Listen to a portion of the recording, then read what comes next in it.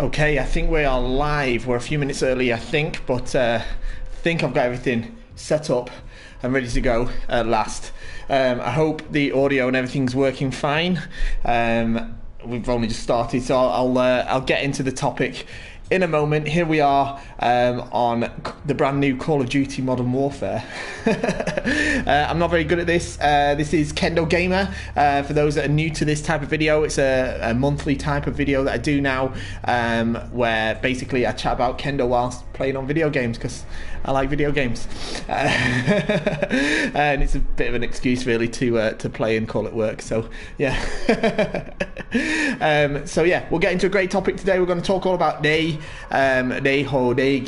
and do you really understand what it is all about, whilst I'm trying to do the ground war mode on Call of Duty Modern Warfare. It's a massive mode where it's like a big war sort of thing.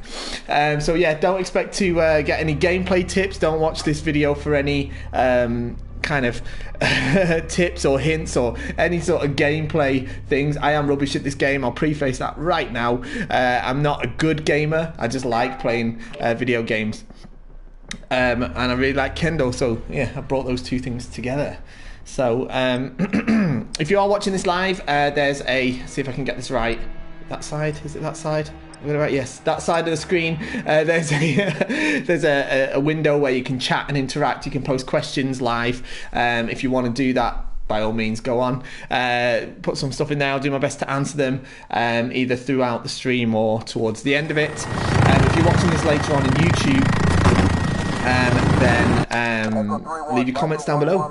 Let me know what you thought of the video, what you thought of what I was talking about, and maybe some suggestions of what you'd like me to talk about in the future.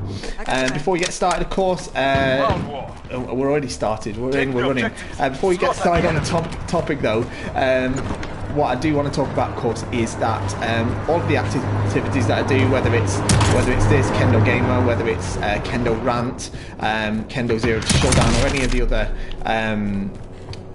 projects that I do, the content that I put out, is all made possible thanks to my business, my website, KendoStar, KendoStar.com. It's a fantastic place to go and buy your equipment.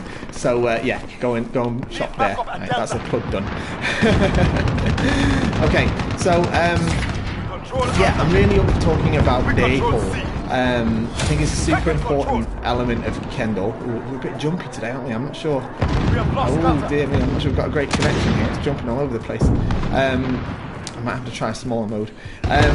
Now look, I know most of us practice day. A lot of us think of day as the bowing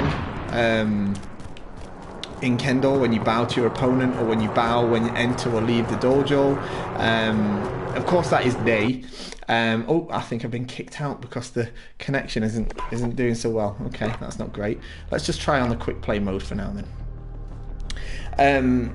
Yeah, bowing, or when you express manners. Essentially, I brought my little cheat sheet today that I put together. Essentially, yeah, what does it mean is what I want to talk about first. What does it mean? Well, in Japanese, the word day it's the word for etiquette or manners.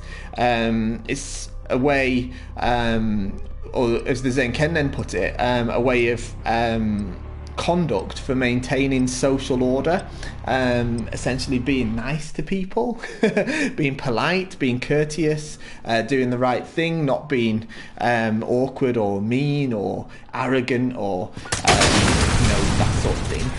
It's that's what they means essentially. Kill good confirmed. Manners. No prisoners. Company policy. Right, oh dear, nearly stepped on that. That would have been. Is that on my team? I don't know about that. Gotta reload. You can see how good I am at this game already.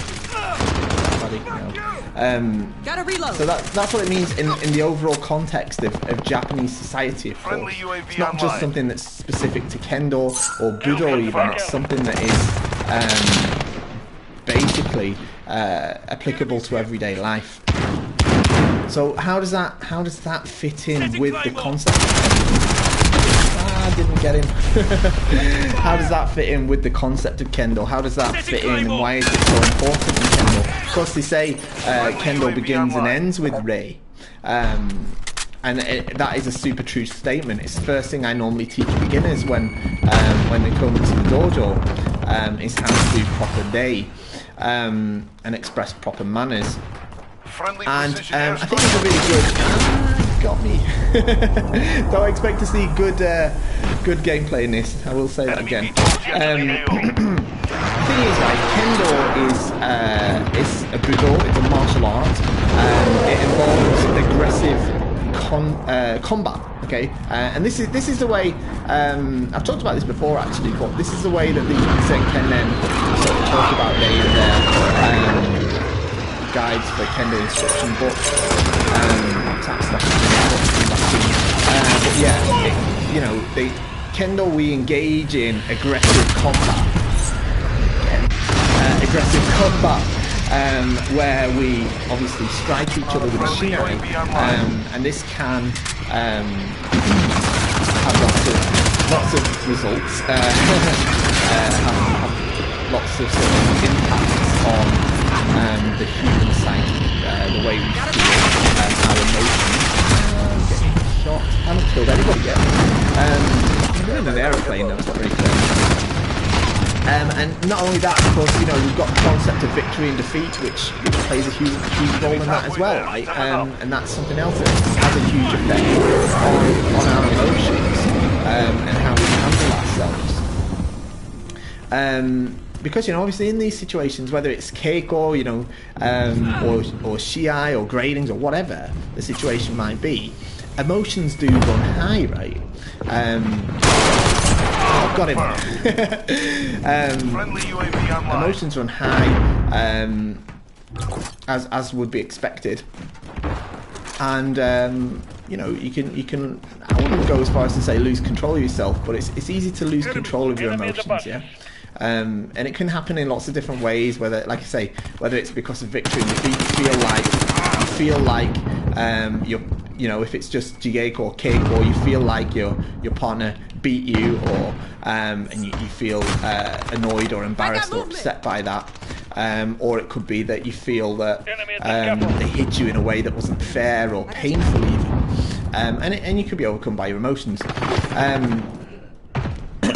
However, the thing is with Kendo is, we're doing that jumpy round thing again. This isn't good, is it?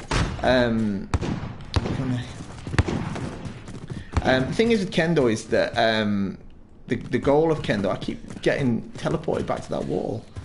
I don't know why. I don't think my connection's that bad though. Anyway, the goal of Kendo, of course, is always self-cultivation, right? It's not victory or defeat. It's not winning or losing. It's not achieving perceived victory over somebody else. And I use that term on purpose, yeah, perceived victory. Because that's very different. Oh, that guy's just stood there. Oh dear, I don't like the way this is going. I think I'm going to get booted from this game again. We'll try a different mode if that doesn't work. No big deal. It doesn't want me to come out of this. Doesn't want me to come out of this underground station, does it? So the goal is self-cultivation, right? Not perceived victory, and I use the term perceived victory very much on purpose. Let's give it one more. It's not having this. Use that term very much on purpose, perceived victory, because victory is very subjective, which I've talked about before. Victory doesn't necessarily mean victory in shiai or over another person. It can be your own personal victory, all right? So it's not, you know. But that isn't the goal. The goal isn't that perceived victory of overcoming somebody else or beating someone up or anything like that. The goal is self-cultivation.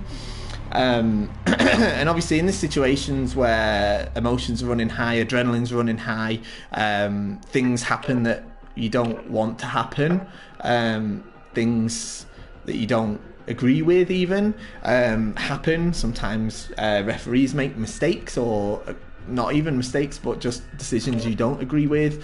Sometimes you don't like the way that your partner is practicing Kendo or performing Kendo. These sort of things are very much easy to, what can I say? They're easy to fall victim to. But despite all of this, you really have to show respect and gratitude for your opponents. It's super important that you do that, and there's a reason for that, and I'll get into that in a minute. But basically, the idea is through the adherence to these sort of strict protocols that we have. Bowing correctly, observing the correct form, things like not celebrating too much after victory, caring about the effect your actions have on others. These things essentially help us do that. Well, they kind of force us into doing that, don't they? In Kendo, making sure we bow afterwards, we do Sonkyo, we bow, we say arigato gozaimashita, things like this. Even if we didn't have a pleasant experience. I got movement. I can't find it. Oh no. Even if we didn't have a super pleasant experience. But by doing this, we train ourselves to basically have empathy, act with not just dignity but empathy and respect, and good manners in good faith throughout. Oh, got one, got two. That was more like it. Right, act with empathy and respect throughout our daily life. That kind of through training ourselves into doing that. But the idea is that even when we have those situations in real life that perhaps things don't turn out the way that we want, we're not overcome by our emotions, but instead still able to treat people with respect and dignity. And that in the overall picture, the overall big picture, is part of the Ningen Keise, the cultivation of the human character. That's another way in which Kendo helps us helps us become more developed people by giving us this opportunity to improve our everyday day. Oh, yeah. So I think that's a super important thing.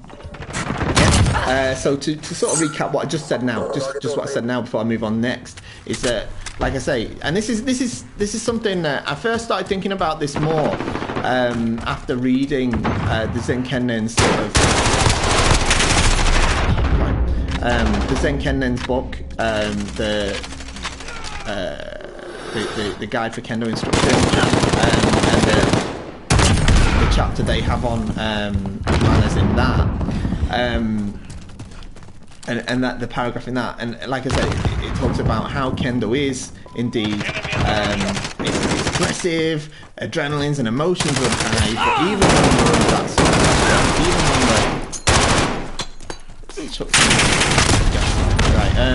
even when we're under that sort of pressure, even when we feel like really disappointed or really angry, then gain volume slightly high. I'll try and turn it down. Hang on. I hope you can still hear me. I'll bring my mic closer as well. Right, I tried to turn it down. Let me know if it didn't work. Even when you feel like slightly overcome with your emotions, slightly angry, that you're able to, show respect, gratitude, and it's got to be sincere too. Yeah, it can't just be like, yeah, thank you, yeah, whatever sort of thing. Have to be sincere with it. Yeah, have to mean it. That's super important. Otherwise, you're not. Basically, if you don't mean it, you're doing the same as like just going through the motions when you do Kidikaishi or Ichikomi or something like that. You could do it a million times, and you won't ever really get any better. It's exactly the same as doing that. I might say, oh, we're doing the jump around thing again. Okay, that's not good, is it? I don't know what's going on here. It's not having this. So yeah, that's a sort of recap on that aspect of it. So what I want to move on to now is Enemy personal radar in the air.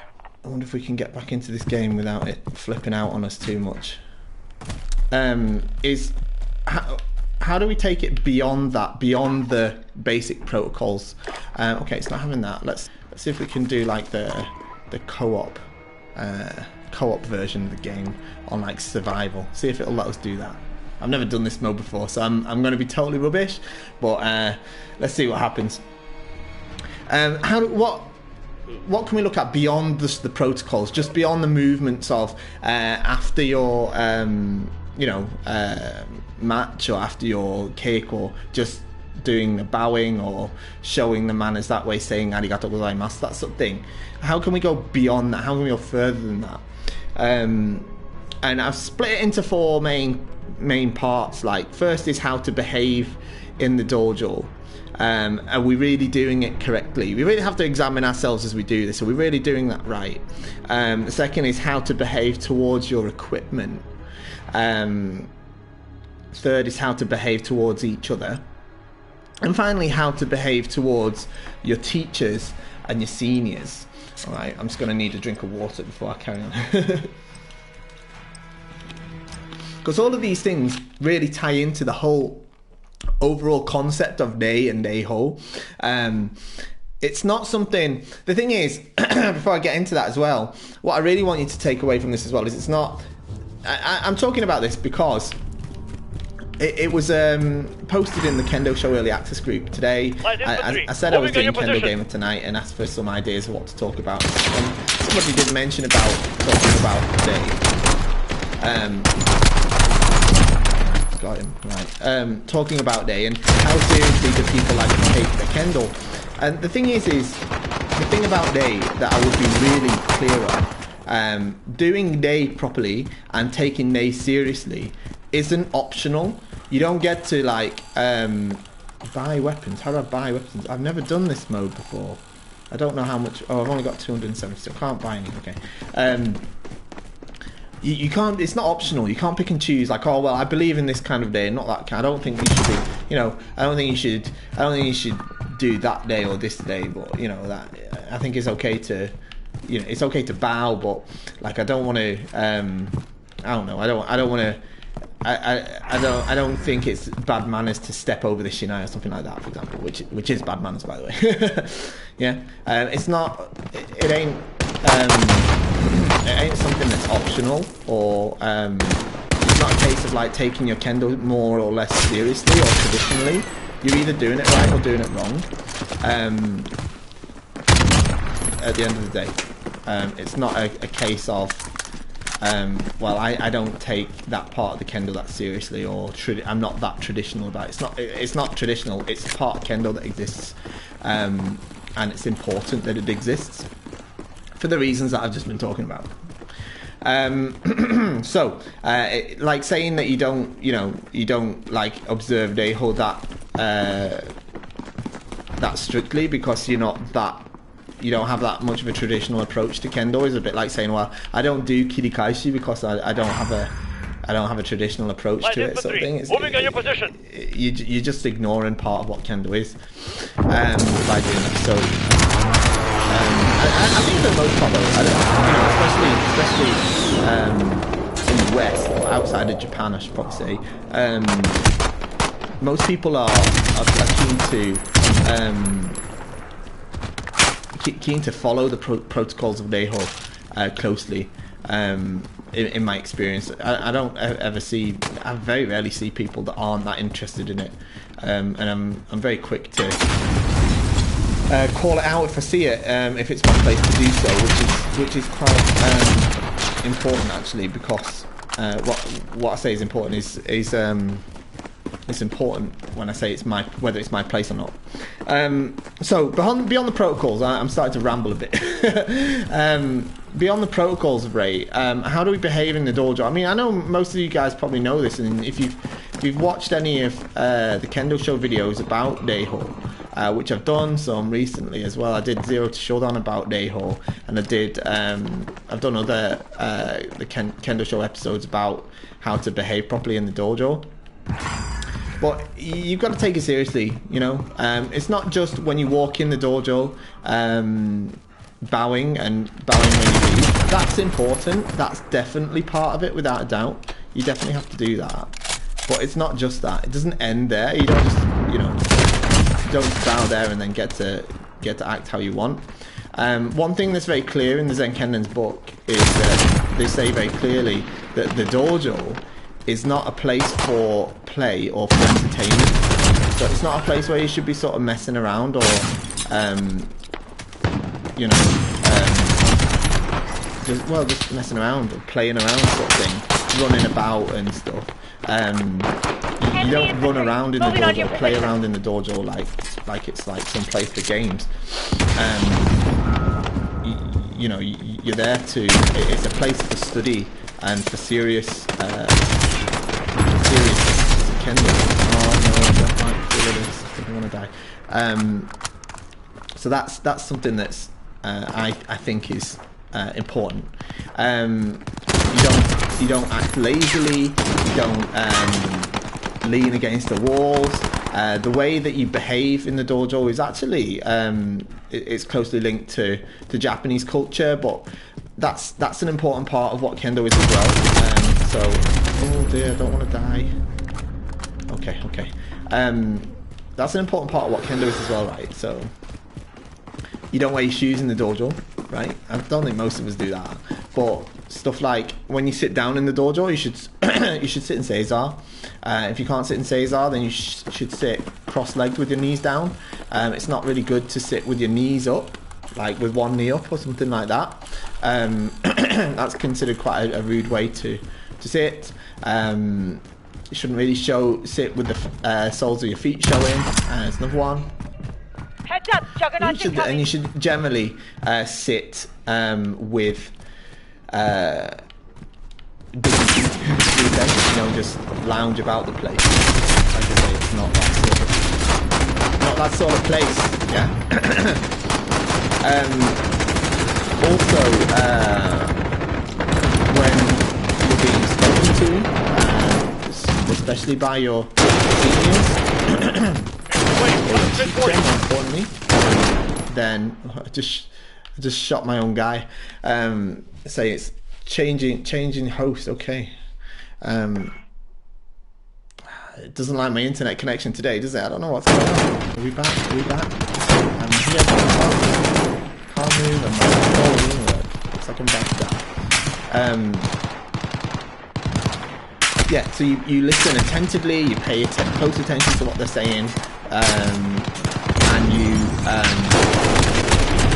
do what you're told, especially seniors or you don't argue with them, that sort of thing. You don't talk while they're talking. I think that's quite important. It's not like it doesn't mean that it can't be a friendly environment, but it's not like it's not a social club in that way. It's not like a place that you can chat with your friends. You can do that before and after practice outside. So yeah, that's also part of what they always want. That guy is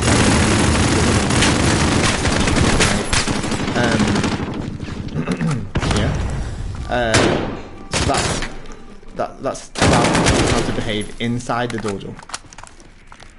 I don't think I missed anything.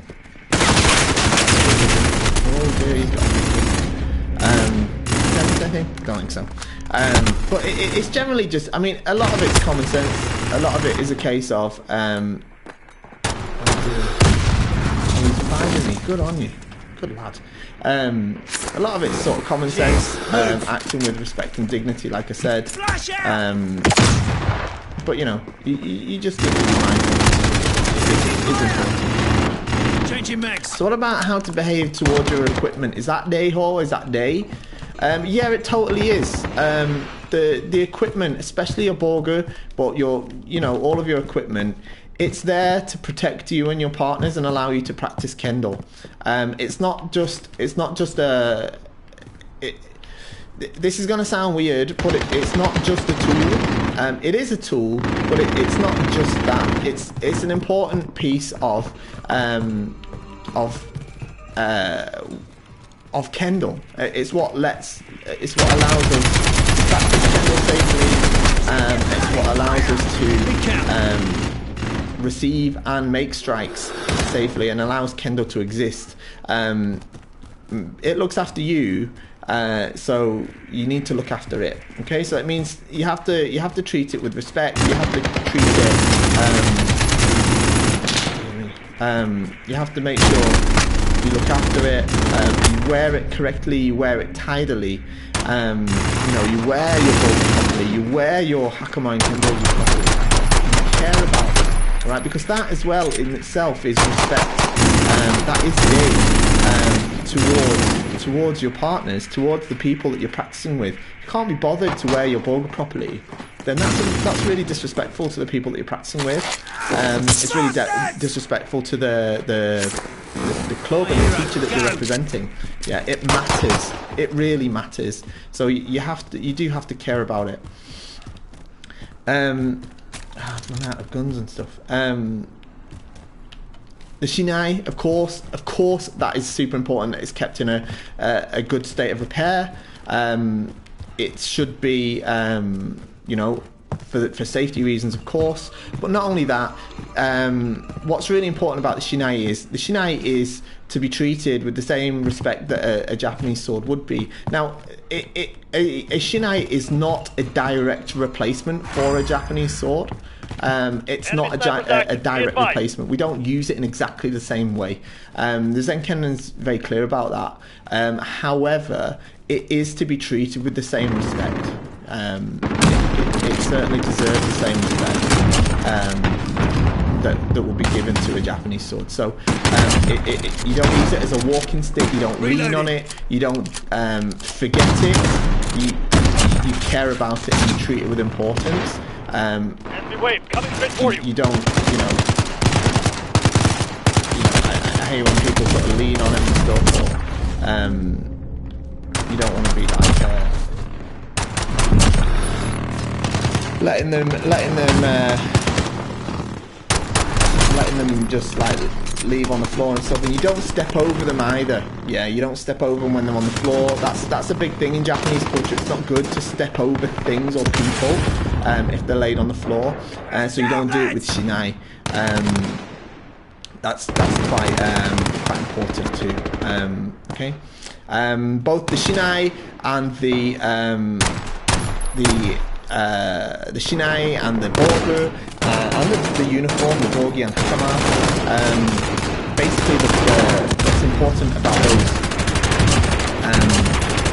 is that not just when you're using them, you have to treat them with respect. Treat them with respect all the time. Yeah. So during practice, but after practice, before practice, before you go into practice, you make sure you've got it prepared. You have it ready to wear, and it's in a good state of repair, ready to use. Of course, things happen during the twos and fros of Keiko. Things like your Chichikawa getting broken and stuff like that you can't help. That's normal. That's just what happens, right? Do I get to go again? Yes. That's just what happens. But let's see if we can get a better gun. Should get an assault rifle. Which one should we get? I think I'll get an MP5. Actually, quite like those. Can I? Oh no, I don't have any money. Okay, it's because I died. You have to make sure that it's ready to go, yeah, and it's in a good state of repair. That your Shinai are good and in a good state of repair. Don't turn up to Kendo with just one Shinai, yeah, because if you break it, you can't carry on practicing. Yeah, that's not good. Yeah, you don't want to be having to borrow somebody else's. That's not Enemy good day inbound. either. Yeah, you make sure that you have your own equipment used prepared, and you're not going to have a problem with the equipment, and you're not going to cause a problem for somebody else.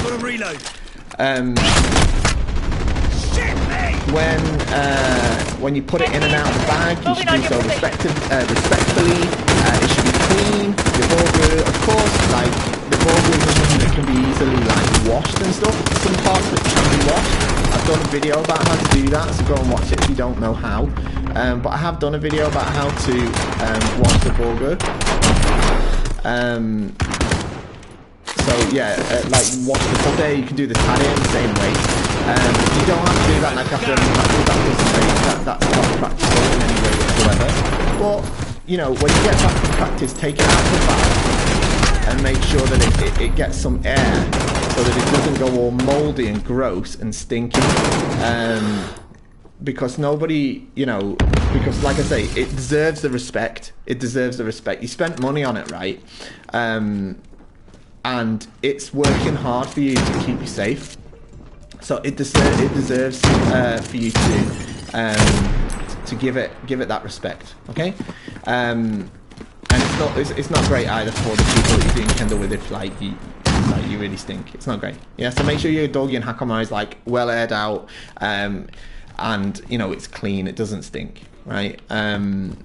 This is why one of the reasons actually that I like to use a synthetic uniform for most of my practice, because it can just be easily washed, and I just use cotton ones for sort of special occasions these days. Because I can just easily wash it. I don't have to worry about whether my uniform stinks or not, because that's part of an a-hole as well. Yeah, and finally, make sure that it's it's looked after properly.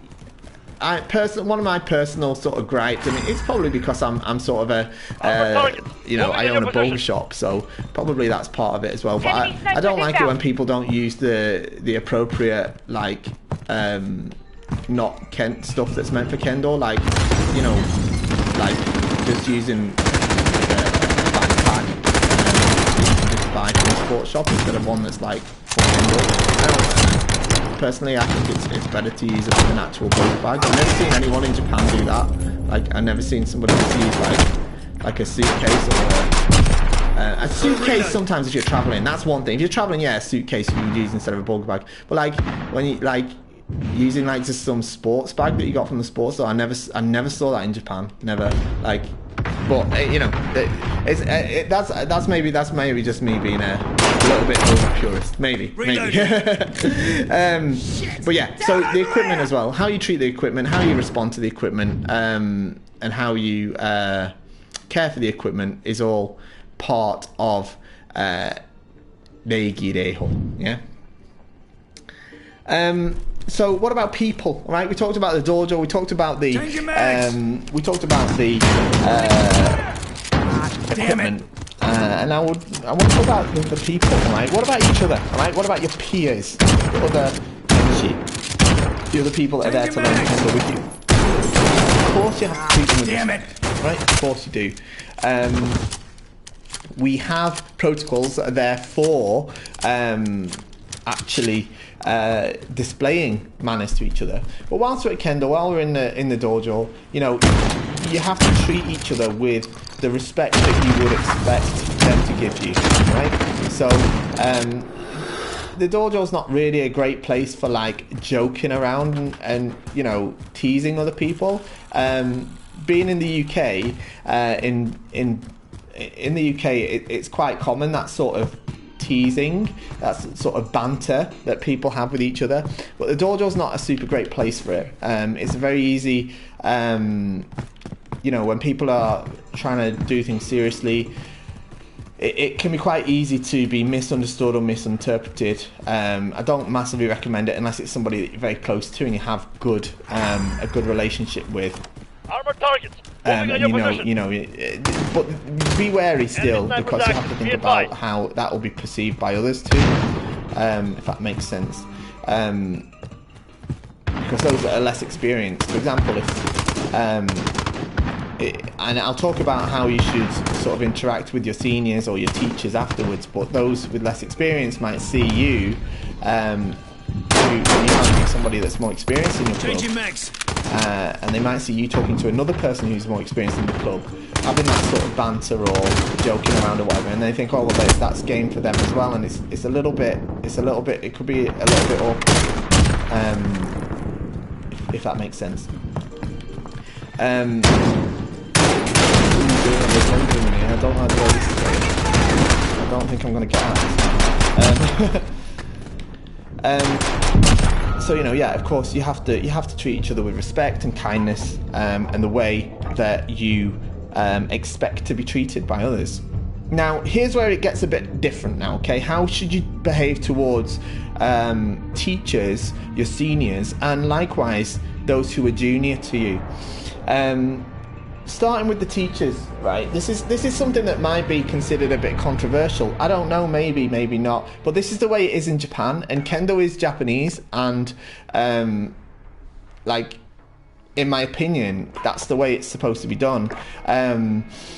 There is a concept in Kendo, and not just in Kendo, but in Japanese culture, where those who are senior to you are, you know, I mean, everybody's treated with respect. It's not that they give them more respect, but you don't go up to a sensei and then make some joke about their hair or something like that, or tell them they put weight on or something like that as a joke, or your senpai or something like that.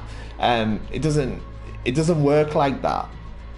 And I actually think this is quite an important aspect of the Kendo experience. This might be a bit of an out there opinion. Some people might not agree with it, but for me, that sort of idea is very important, and I think it's important in society as well. People that you're on sort of a level playing field with, or your mates with, you're very close to, that's one thing. You have your banter, you have your fun and stuff, but there is a line between, and it's not just in Kendo, it's in lots of aspects, right? It could be at work, between you and your boss, for example, or it could be in other situations, you know. But in Kendo, there's a line between you and your sort of your mates and your seniors and your teacher. You know, that it's a line that you can't just ignore. It doesn't mean that they're superior people. Of course, it doesn't mean it's not in that way, right? But it's just a case of treating them with respect, based on their position in the dojo, and their position in relation to you in terms of experience, respect for their experience, really. So, you know, like I say, you don't talk to teachers or seniors in that sort of way that could be deemed disrespectful. Whether that's you thinking it's banter, thinking it's joking, or something like that. You know, it's not really appropriate, and it could come off certainly the wrong way, if that makes sense. It's a bit difficult to put into words, really, thinking about it. I should have thought about that more before I decided to pick it as a topic, but still. Gotcha. But yeah, it's not a case of you just do what you know, you just talk to everybody the same. It can't work like that, and you don't argue with your teachers either, and pretty much not your seniors either. If you don't agree with them, that's fine, but you don't have to, you know. It's important in Kendo to follow the teachings of your sensei, and if you feel like your sensei is wrong about something, the last thing you want to do is go to them and say, I think you're wrong about that, or start kicking off an argument. There's ways to approach that without that happening. You can just say, oh, sensei, could I have some more information about that, or, you know, could you tell me a bit more about that? How does that work together with this concept, or something else that I've heard? You know, you don't have to be like, no, I don't agree with you on that. I mean, don't do that. Don't do that. It's not going to have a good outcome. And you ain't going to. You ain't going to. Reloading. You ain't going to end up in the like with it. It just isn't going to end up with them going, oh, okay, oh yeah, I'm wrong then. Gotta reload. You know, maybe they are wrong, but I'm just saying about it. It's the way you say it, not necessarily the, you know, you don't need to be adversarial about it, if that makes sense. And, you know, especially the thing is as well is a lot of Kendo teachers, you know, they come to the dojo, they're teaching you or the people there. Most Kendo teachers don't get paid or anything like that to do it. They're doing it because, you know, they're doing it to help you. They often, you get a lot more out of it than they do, in terms of, you know, the way your Kendo improves. Generally the students' Kendo improves more than the teachers. So, you know, it's worth remembering and respecting that, yeah. It can be lots of, you know, it can just be shown in lots of different ways. But I think it's just important to remember that sensei in Japanese, for example, the word sensei in Japanese means that those who've lived before, those who've gone before. So it's those with more experience. It doesn't mean they're people that are necessarily older. It means that they've lived more Kendo than you have in this particular case, or they've had more experience. So that deserves respect. It doesn't matter. And the other thing as well, and this is something that does my ass, to be honest, is when you have somebody like who's a sensei, like a high-level sensei, and this isn't just like a Western thing, but it happens more in the West. It doesn't happen so much in Japan. But where you have like a high-grade sensei that could be like 6th or 7th dan or something like that, and because like for whatever reason, like they're not like a super strong Kendo player, like they didn't win loads of Shiai or something, or they're you know, maybe they're older or something like that, or even if like, look, you just don't like their Kendo, it's not a good reason to like be like, oh, that guy doesn't know anything, or how did he get that grade or something like that, and kind of like not respect the person. That person is, you know, whether you agree with their specific Kendo style or not, or the way they teach, or you don't like their Kendo, whether you do, you don't have to like any of those things, but it doesn't mean that they don't deserve the sort of respect for the work they put into cultivating Kendo over the years, because anyone that's got to that level has done that to a large extent. They have been an important contributing factor to Kendo in their area, and that deserves respect in itself.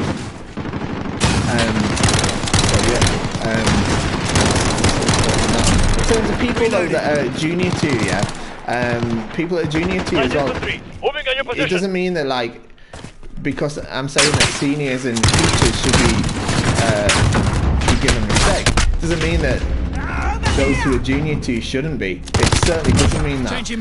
It means much the opposite. As the teacher, as the senior, you should be the example of not just correct Kendo, but correct Reiho. In fact, more so correct Kendo than correct Reiho, Reiki, and the way to behave, even more so than the actual Kendo. No ammo. So, you know, you don't just dismiss them and think, oh, what a stupid question or something like that. They ask you questions, or if, you know, you have to take the effort. It doesn't matter what grade you are, and what grade they are, and what relative grade there is between you. You know, they still deserve the respect because they're coming and they're coming and doing their best to listen to what you say and try to improve Kendo, and you know that will help grow Kendo in the future. You really have to be, like I say, especially if you're a teacher, especially, it's one thing being a senior, but being a teacher, being a sensei, you're the one that lived before, yeah, you're the one that has the experience, so you have to be the example. As I said in a Kendo rant last week, a teacher said to me, a teacher that I respect very, very much, said to me that the teacher is the needle and the student is the thread. So if you go off in the wrong direction, they simply follow. So if you start them off, I think I'm trapped. If you start them off thinking it's okay, yeah, you shot me down. Thinking it's okay to behave like that, then they're going to behave like that. Okay, you have to be the example. Okay. So So that's it. That pretty much brings me to a close on that. Let's just recap quickly. Yeah, they literally means manners, etiquette. Yeah, in Japanese, it's a way to behave in society so that we conform to the standard of decorum that's required to function in a modern society, right? And we improve that in Kendo. We improve that in Kendo by training ourselves through this aggressive, combative martial art that is Kendo. Each other, we strike each other, we sometimes hurt each other, sometimes we get hurt.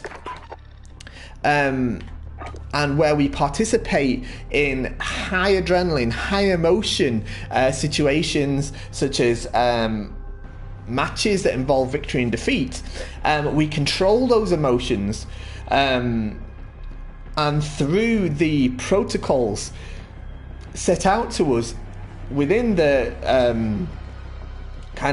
sphere of Kendo, we train ourselves to show respect, courtesy and gratitude for each other, even in those difficult times, even when we might not be feeling like doing so.